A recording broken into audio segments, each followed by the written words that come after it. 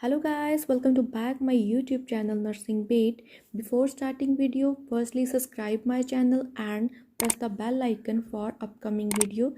So today we will discuss about pleural effusion. It is a respiratory problem.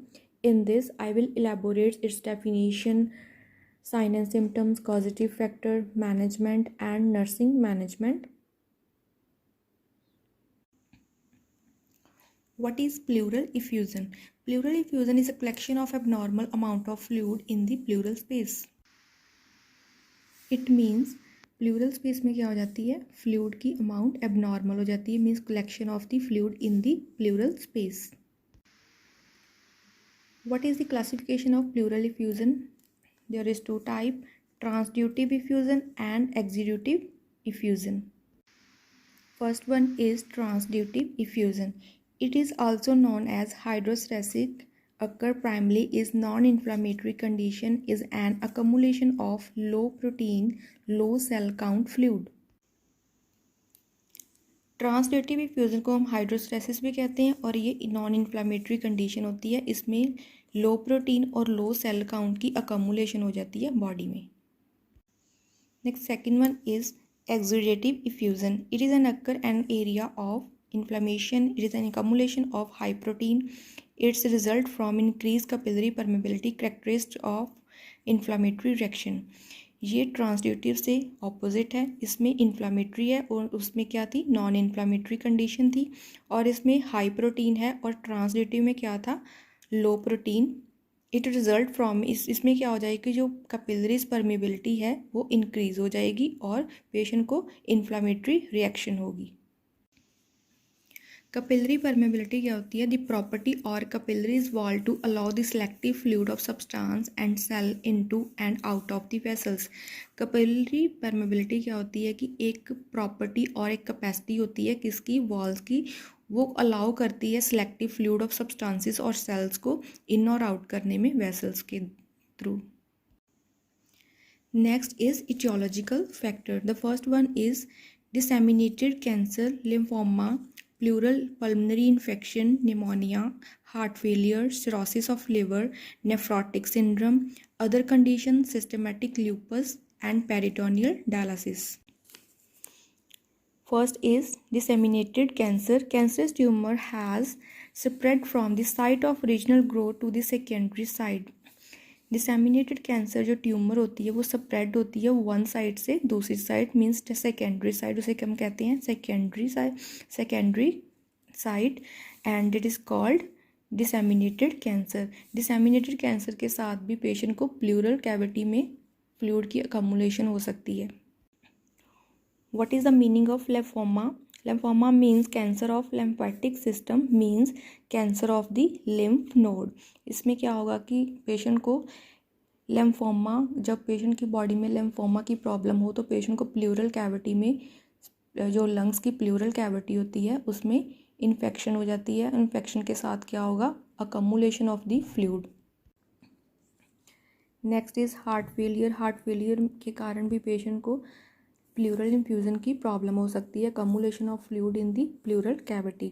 Next is cirrhosis. Cirrhosis mean related to liver. Cirrhosis of liver means damage of the liver. Next is nephrotic syndrome. Nephrotic related to kidney.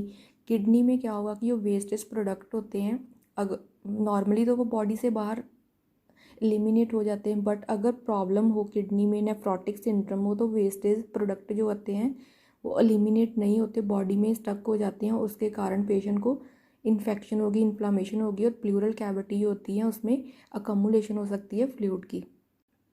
Next other condition, systematic lupus. It is an inflammatory disease caused when the immune system attacks its own tissue. It affects joints, skin, kidney, blood cell, brain, heart and lungs. It is an inflammatory process. इसमें क्या होगा कि जो body का immune system है वो अपने tissue को डैमेज करना स्टार्ट कर देता है, जैसे कि skin, joint, kidney, blood cell, brain, heart and lungs. Next etiology is peritoneal dialysis.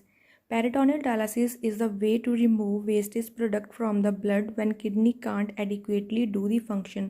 जब किडनी प्रॉपरली वर्क नहीं करती, वेस्टेज प्रोडक्ट एलिमिनेट नहीं करती, उस कंडीशन में पेशेंट का पेरिटोनियल डायलिसिस करेंगे। अगर पेशेंट की किडनी फंक्शन नहीं करती प्रॉपरली, उसका डायलिसिस हो रहे हैं, तभी पेशेंट को प्लूरल इफ्यूज़न हो सकता है। Pleural effusion means accumulation of fluid in the pleural spaces. Then I am going to discuss about its pathophysiology. The first one is transitive pleural effusion. In this, increase hydrostatic pressure and decrease oncotic pressure. It's unable to remain the fluid within the intravascular space and fluid shifted interstitial space and it effusion and collection of the fluid.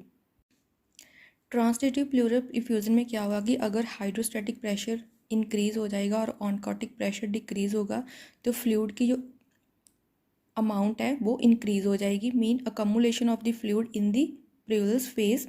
And क्या होगा बाद में, जो fluid है वो shift कर जाएगा interstitial space में और बाद में क्या हो जाएगी, कलेक्शन हो जाएगी फ्लूइड की in the pleural space. Then second one is exudative effusion, invasion of microbes, then initiations of inflammatory reaction, vasodilations, then increased capillary permeability, leak of plasma protein, then decrease oncotic pressure and fluid shifted into the interstitial space. Executive effusion क्या होता है कि जब कोई भी micro organism body में enter करेगा तो इन्फ्लामेटरी रिएक्शन होगी, हाइपर सेंसिटिविटी होगी, तो जो वेसल्स हैं उनकी डायलाटेशन हो जाएगी और कैपिलरी की परमेबिलिटी हो जाएगी। परमेबिलिटी क्या होती है, द प्रॉपर्टी और capability wall to allow the selective flow of substance and cell into and out of the vessels. Then क्या होगा, अगर कैपिलरीज की परमेबिलिटी इंक्रीज हो जाएगी, बाद में प्लाज्मा प्रोटीन लीक हो जाएगा और ऑनकोटिक प्रेशर डिक्रीज हो जाएगा इसमें, और जो फ्लूइड है वो इंटरस्टिशियल स्पेसिस में चला जाएगा और पेशेंट को क्या हो जाएगी, अकमुलेशन हो जाएगी फ्लूइड की in the pleural space. What is the clinical manifestation of pleural effusion? Usually the clinical manifest are those caused by underlying disease and severity of the effusion. The first one, chills, fever, pilotic chest pain. Patient को pneumonia causes कौन कौन से होंगे, fever होगा, chills होगी और chest pain होगी। Next is malignant effusion में result in dyspnoea and coughing. Patient को कफिंग और डिस्पनिया की प्रॉब्लम होगी। Dyspnoea means breathlessness. Next, when a small to moderate pleural effusion is present, अगर पेशेंट को मॉडरेट है प्रॉब्लम प्रेजेंट है, डिस्पनिया की प्रॉब्लम एब्सेंट भी हो सकती है और इंक्रीज भी हो सकती है। चेस्ट पेन होगी, डलनेस और फ्लैटनेस टू परकशन। अगर पेशेंट की असेसमेंट प्रॉपर करेंगे तो पेशेंट की जो साउंड है वो डल होगी, प्रॉपरली ब्रेथ साउंड नहीं आएगी। Next is diagnostic evaluation, chest x-ray और ultrasound detect presence of fluid. Thoracentesis, biochemical, bacteriological, cytological study करवाएंगे, पेशेंट की जो प्रॉब्लम है उसका कॉजेटिव फैक्टर फाइंड आउट करेंगे। Next is management, the objective of treatment are to discover the underlying causes to prevent reaccumulations of the fluid and to relieve discomfort, dyspnea and respiratory compromise. इसमें क्या करेंगे हम, main objective हमारा क्या है कि हम properly causative factor find out करके डायग्नोस्टिक इवेलुएशन करके पेशेंट का हिस्ट्री लेकर बाद में हम क्या करेंगे, प्रॉपर मेडिसिन देंगे पेशेंट को, फार्माकोलॉजिकल ट्रीटमेंट करेंगे, मीन्स मेडिसिन देंगे। Treatment is aimed at underlying causing heart diseases and infection.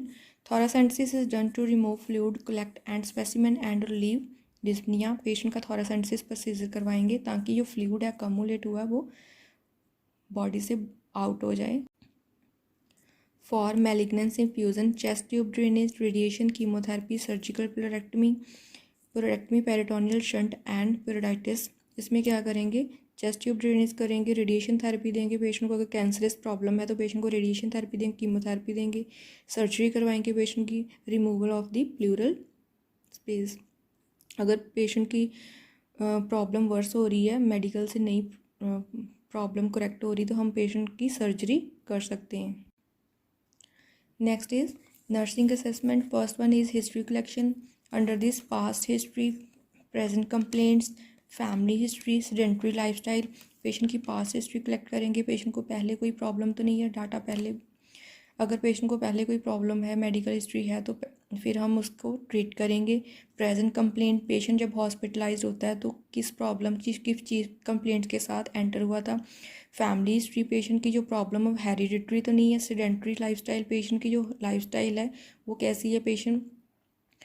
Patient को ओबेसिटी तो नहीं है। ओबेसिटी या इन्वायरमेंट के कारण भी ये प्रॉब्लम्स इंक्रीज हो सकती है। Then second assessment is physical examination. Physical examination में क्या करेंगे, हेड टू टो असेसमेंट करेंगे, एब्डोमिनल ब्रेथ साउंड चेक करेंगे, वीजिंग साउंड जैसे कि to the stethoscope and palpate the abdominal wall for tenderness and inflammation. Next nursing intervention, maintain normal breathing pattern, patient का जो breathing pattern है उसे normal करेंगे।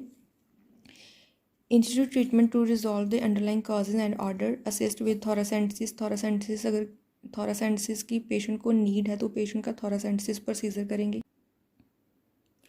Then maintain chest drainage as needed, provide care after pleurectomy procedure, monitor for excessive pain from the chlorosis agents which may cause hypoventilations, administer prescribed analgesics means painkiller, assist patient undergoing installations of the intrapleural endocrine if pain relief is not forthcoming, administer oxygen as needed, observe patient breathing pattern, oxygen provide to the patient.